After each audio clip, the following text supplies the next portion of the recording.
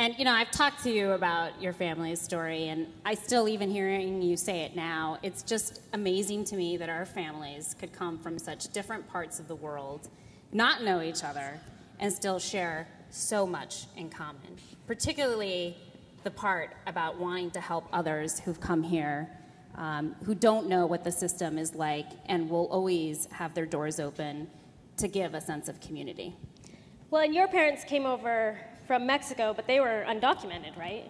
They were. So my parents came over to this country in the early 60s from Michoacan, Mexico. That's right.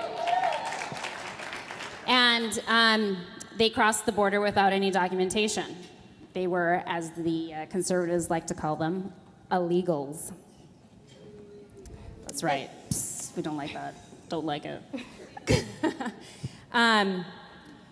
But, you know, when they came to this country, they wanted to give us a better life, and that's why they came here before they had all of us. And they eventually became legal permanent residents, and they found themselves toiling in the fields in central Washington, in the lower Yakima Valley, and in Wenatchee. And when you say found themselves toiling, you mean you were as well, right? I was.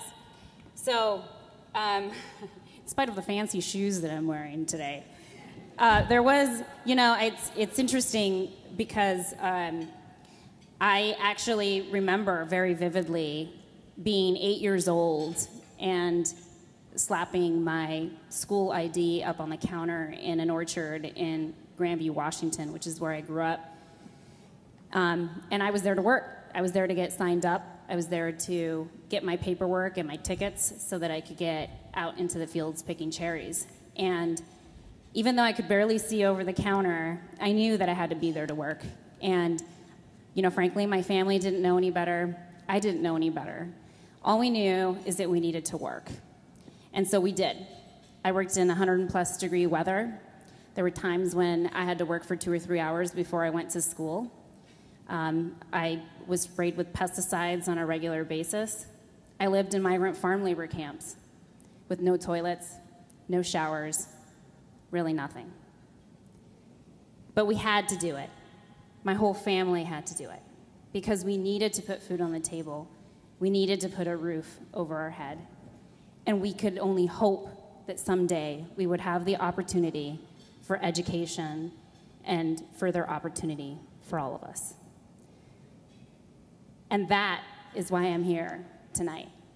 Because One America is working on worker rights, immigrant rights, basic human rights for those people who are in the orchards, like I was, still working in the same deplorable and terrible conditions. One America gives me hope that those conditions will change for the thousands of people in our state who I know today are hoping that they have something to do tomorrow to be able to provide for their families, something to do tomorrow to send home to their families wherever they might be. One America is that movement.